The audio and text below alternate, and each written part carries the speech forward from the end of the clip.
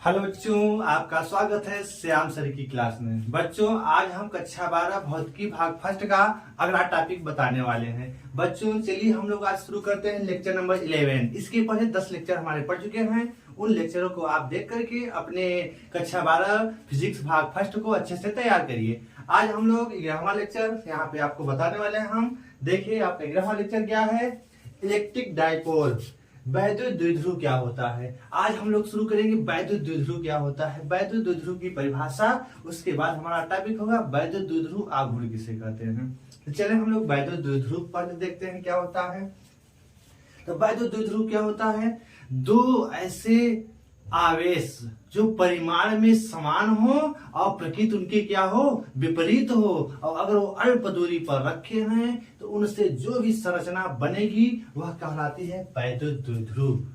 अर्थात अगर एक आपका धन आवेश है, दूसरा क्या है, ऋण आवेश है, दोनों की मात्राएं समान हैं और वो थोड़े अल्प दूरी पर रखे हैं तो उनसे जो बनी संरचना होगी वैद्युत द्विध्रुव कहलाता है।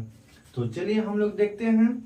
जैसे मान लिया एक आपका आवेश यहाँ पर रखा है, वो आवेश है आपका -q। एक किसी बिंदु A पर रखा है एक आवेश, वो है आपका -q। इस आवेश से थोड़ी सी दूरी पर एक आपका दूसरा आवेश रखा है, मान लिया क्या है, +q। और इन मान लेते हैं इन दोनों के बीच की जो अल्प दूरी है 2l है। अल्प दूरी क्या मान लेते हैं, इन दोनों के बीच की जो अल्प दूरी है क्या मान लिया गया, 2l। अर्थात इस समय ये दोनों आवेश किसका निर्माण करेंगे, वैद्युत द्विध्रुव बनाएंगे। क्या बनाएंगे, वैद्युत द्विध्रुव बनाएंगे। अतः दो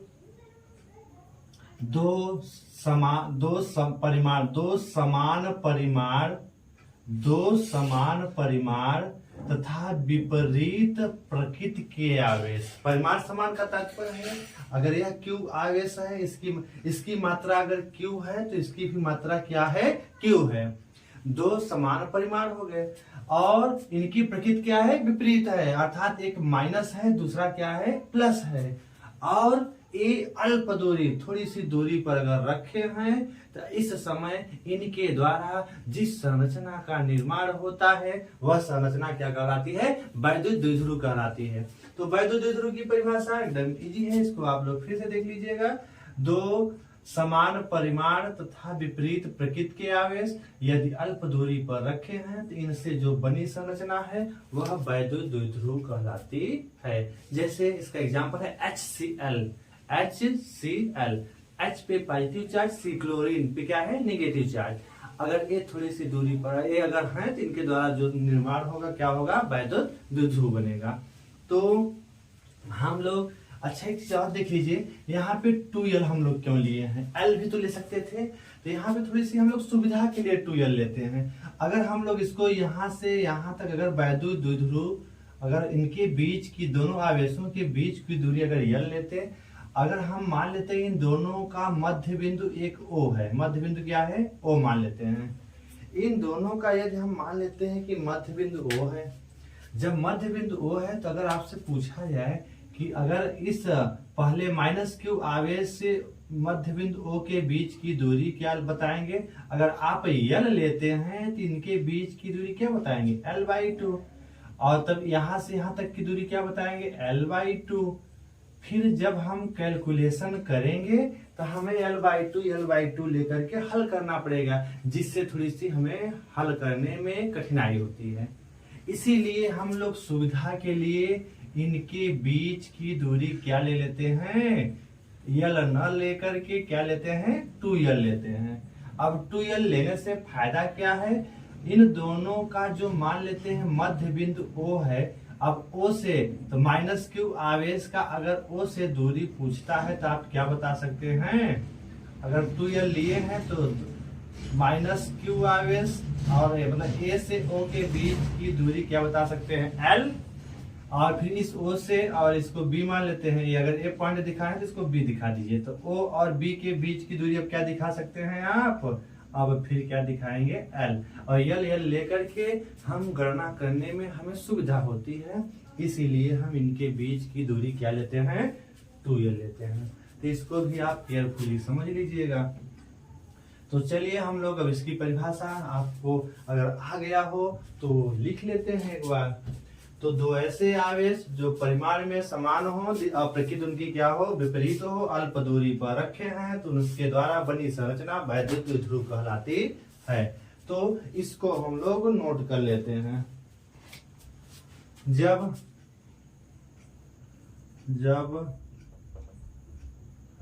दो समान परिमाण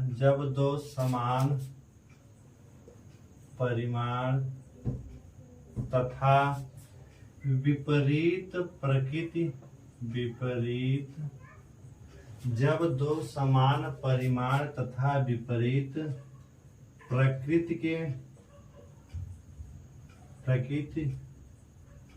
जब दो समान परिमाण तथा विपरीत प्रकृति के आवेश अल्प दूरी पर रखे हों,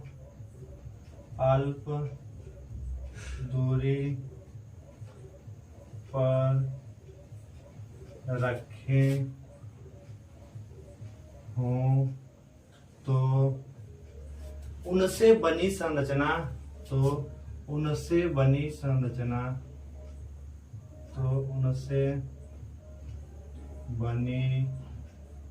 संरचना क्या कहलाती है, वैद्युत द्विध्रुव कहलाती है। उनसे बनी संरचना वैद्युत द्विध्रुव कहलाती है। अगर दो समान परिमाण तथा विपरीत प्रकृति के आवेश अल्प दूरी पर रखे हों, तो उनसे बनी जो संरचना होगी वो क्या कहलाती है, वैद्युत द्विध्रुव कहलाती है। इस तरह से वैद्युत द्विध्रुव इलेक्ट्रिक डायपोल की डिफिनीशन आप लोग अपने कॉपी में नोट कर सकते हैं। इसका एग्जाम्पल भी आप ले सकते हैं। जैसे में एग्जाम्पल में क्या क्या हो सकता है, जैसे आपका HCl है, जैसे क्या है HCl है, H2O है, H2O है, ये सभी आदि इनके क्या है, सभी एग्जाम्पल्स हैं। तो इसको भी आप चाहें तो नोट कर लीजिए, HCl और H2O आदि। इस तरह से वैद्युत द्विध्रुव की परिभाषा आप लोग अपने नोट्स में लिख लीजिए, स्क्रीनशॉट लेकर के अपना लिखिए। चलें हम लोग आगे अगली टॉपिक को देखते हैं।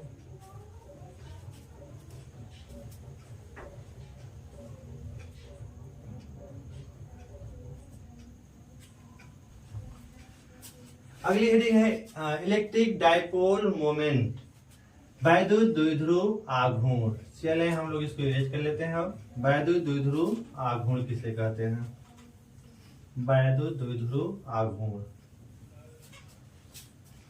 वैद्युत द्विध्रुव आघूर्ण को देखते हैं हम लोग। वैद्युत द्विध्रुव आघूर्ण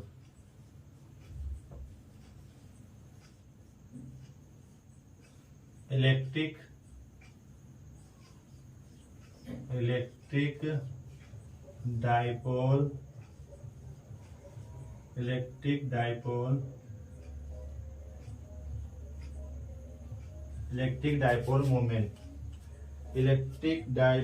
मोमेंट।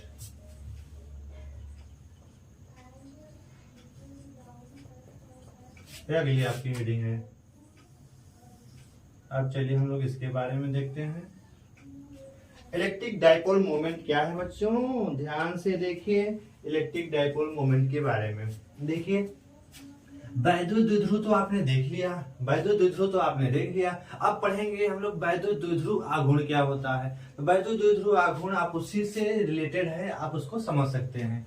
तो वैद्युत द्विध्रुव आघूर्ण की परिभाषा क्या कहती है, इन दोनों, देखो हमें अब आवेश की केवल मात्रा से मतलब है, दोनों आवेशों में से किसी एक आवेश की मात्रा तथा उनके बीच, दोनों आवेशों के बीच की दूरी का गुणनफल जो होगा वो कहलाएगा वैद्युत द्विध्रुव आघूर्ण।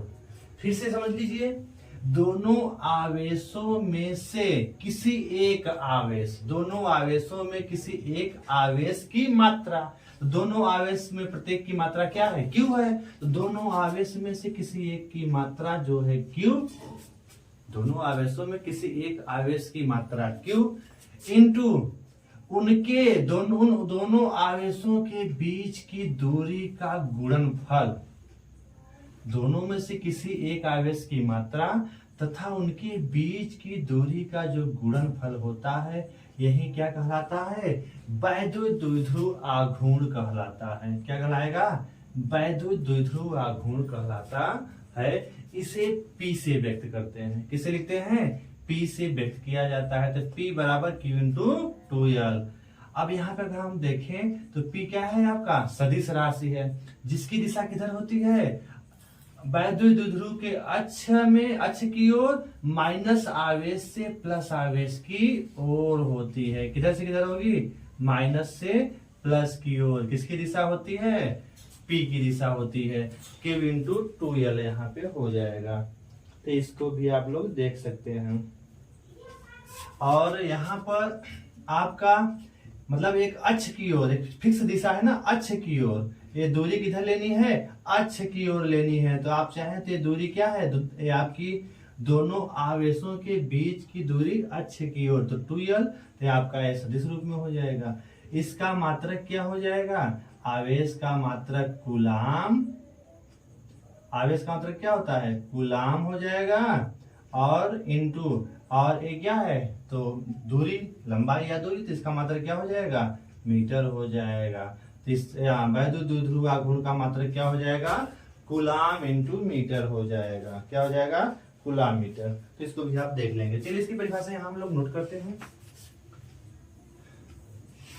देखिए वैद्युत द्विध्रुव आघूर्ण किसे कहते हैं, तो आप लिख सकते हैं दोनों आवेशों में से, दोनों आवेशों में से कोई एक आवेश की मात्रा, कोई एक आवेश की मात्रा तथा उनके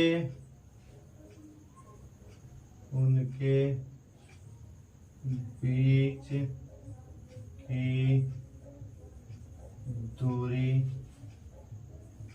उनके बीच की दूरी का गुणनफल, उनके बीच दो आवेशों में, दोनों आवेशों में से, दोनों लिख लीजिए यहाँ पे, दोनों आवेशों में से कोई एक आवेश,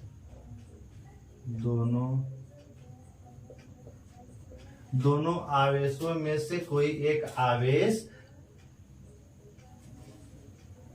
आवेश की मात्रा तथा उनके बीच की दूरी का गुणनफल क्या कहलाता है, वैद्युत द्विध्रुव आघूर्ण कहलाता है। वैद्युत द्विध्रुव आघूर्ण, वैद्युत द्विध्रुव आघूर्ण कहलाता है,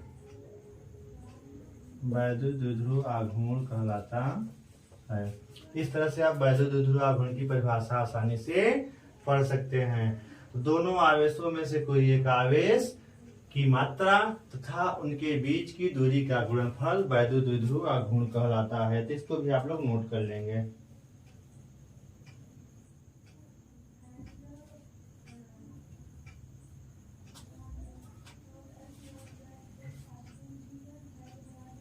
अब इसका फार्मूला, तो इसे आप यहां लिख लेना, यह एक सदिश राशि है,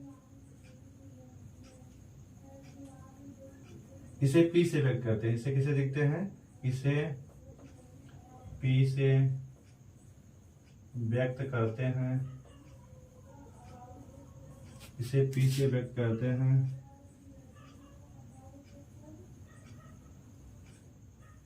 यह एक सदिश राशि है, यह एक सदिश राशि है यह एक सदिश राशि है जिसकी दिशा द्विध्रुव के अक्ष की ओर माइनस आवेश से प्लस आवेश की ओर, जिसकी दिशा किधर होती है,